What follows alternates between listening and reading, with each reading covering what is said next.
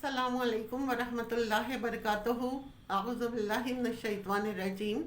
बिस्मिल्लाहिर्रहमानिर्रहीम। रब्बिश्रह ली सदरी वयस्सिर ली अमरी वहलुल उक़दतम मिन लिसानी यफ़क़हू क़ौली। रब्बि ज़िदनी इल्मा व अमला। या मुक़ल्लिबल क़ुलूबि सब्बित क़ल्बी अला दीनिक।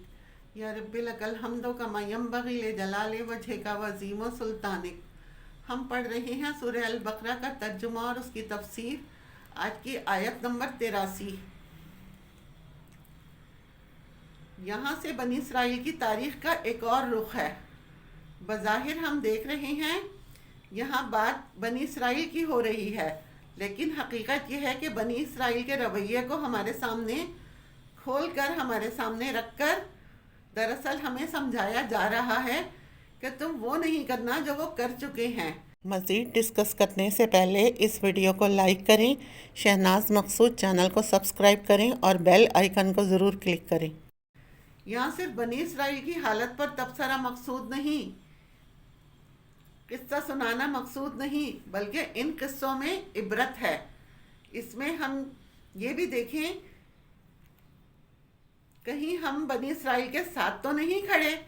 आज हम कहाँ खड़े हैं?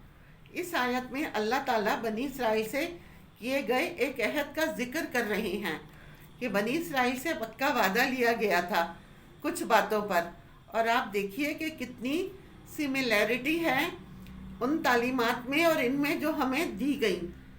वइज़ अख़ज़ना मीसाक़ा बनी इसराइला, और जब हमने पक्का वादा लिया बनी इसराइल से, किस तरह यह वादा लिया गया था?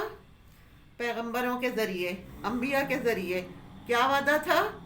ला ताअबुदूना इल्लल्लाह, कि तुम अल्लाह के सिवा किसी और की इबादत नहीं करोगे, ना किसी फ़रिश्ते की, ना किसी रसूल की, ना शजर की, ना हजर की, किसी भी और चीज़ की इबादत ना करोगे, किसी और के आगे नहीं झुकोगे, किसी और को सजदा नहीं करोगे, किसी और के लिए सदक़ा खैरात नहीं करोगे। तुम्हारी सारी नमाज, कुर्बानी, जीना और मरना सब कुछ अल्लाह रब्बुल आलमीन के लिए होगा, क्योंकि बंदे पर सबसे बड़ा हक़ अल्लाह का है।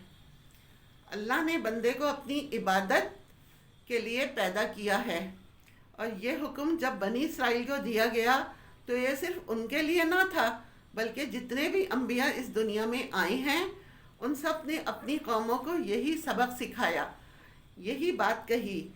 यानी तमाम अंबिया का एक ही पैगाम रहा है। क्या पैगाम रहा है? अल्लाह की इबादत करो, क्योंकि अल्लाह ने बंदे को पैदा किस लिए किया है?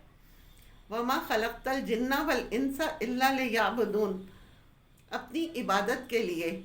और हर पैगंबर ने आकर यही सबक याद करवाया है।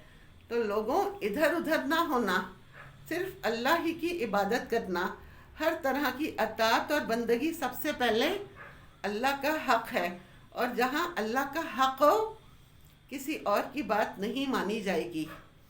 व बिल वालिदैने एहसाना, अल्लाह के बाद जो बड़ा हक़ है बंदों पर, वो सबसे बड़ा वालिदैन का है, और वालिदैन के साथ एहसान करना।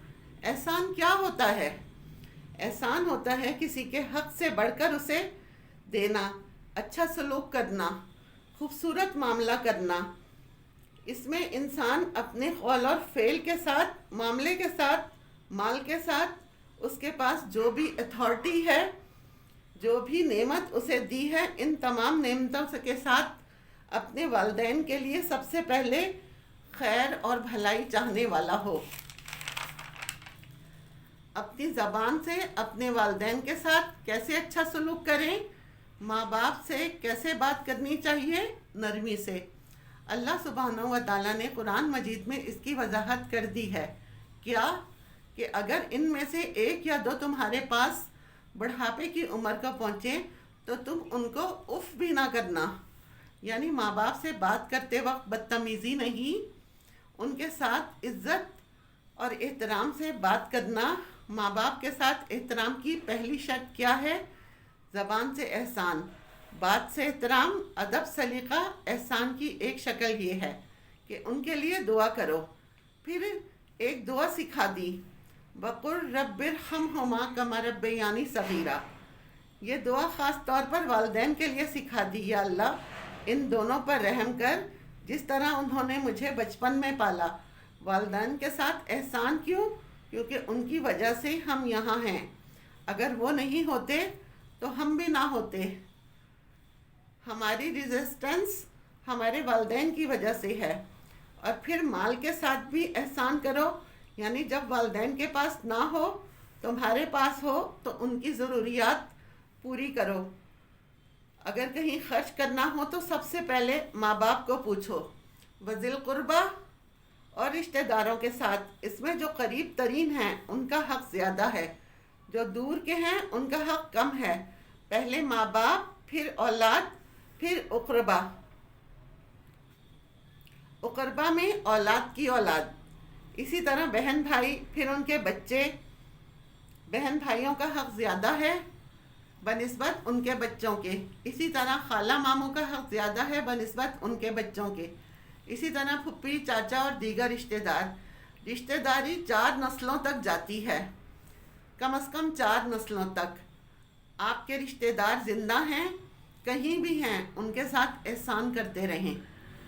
والیتامى، یتیم اور مسکین سوسائٹی کا کمزور ترین حصہ ہیں، ان کا ہم پر کوئی احسان نہیں ہوتا، لیکن اللہ تعالیٰ چاہتا ہے ان کو بھی دو۔ یہ اسلام کی بہترین اخلاقی تعلیمات ہیں جو بنی اسرائیل کو دی گئیں اور اس کے بعد پھر ہمیں بھی دی گئیں۔ یتیم کو کیوں؟ کیونکہ باپ کے مرنے کی وجہ سے یتیم کی ضروریات پوری کرنا، اور بعض مرتبہ ان کے مال کو لک آفٹر کرنے والا کوئی نہیں ہوتا، اس سے بھی کرنا۔ والمساکین، پھر اس کے بعد مسکین آتے ہیں۔ ماں باپ ہیں لیکن بیمار ہیں یا کوئی اور وجہ ہے، روزگار نہیں، وہ اپنے آپ ہیلپ نہیں کر سکتے، تو کیا فرض بنتا ہے؟ ان کے ساتھ بھی احسان کرو۔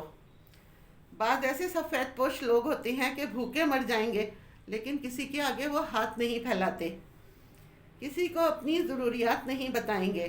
تو ایک اسلامی سوسائٹی کا فرض بنتا ہے کہ وہ دیکھیں کون کہاں ضرورت مند ہے اور ان کا خیال کرے۔ وَقُولُوا لِلنَّاسِ حُسْنًا، اور لوگوں سے خوبصورت اچھی بات کرو۔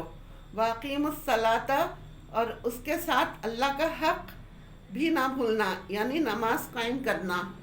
وَآتُوا الزَّکَاۃَ، اور زکوٰۃ دینا ہے۔ آپ دیکھیں گے کہ نماز اور زکوٰۃ صرف ہمارے ہی لیے نہیں بلکہ بنی اسرائیل کے لیے بھی تھی۔ اور زکوٰۃ کیا ہے؟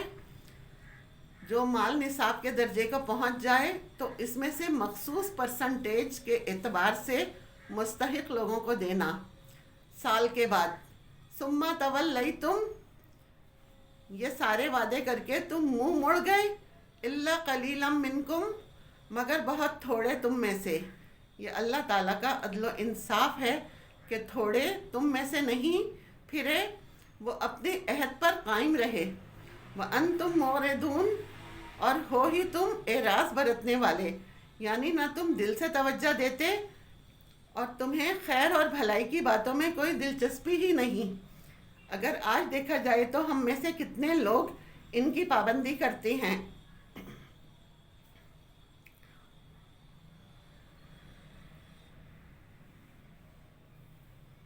کچھ لوگ جزوی طور پر تو کرتے ہیں، کچھ لوگ 5 وقت کی نماز تو پابندی سے پڑھ لیں گے، لیکن والدین سے ان کا رویہ بالکل بھی اچھا نہیں، اور رشتہ دار تو کسی کھاتے میں ہی نہیں، اور مسکین کا خیال ہی کبھی نہیں آتا۔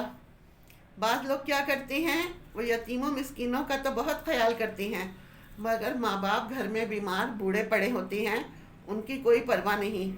اور یہ صرف بنی اسرائیل سے نہیں، ہم سے بھی عہد ہے اللہ تعالیٰ کا۔ وآخر دعوانا ان الحمد للہ رب العالمین۔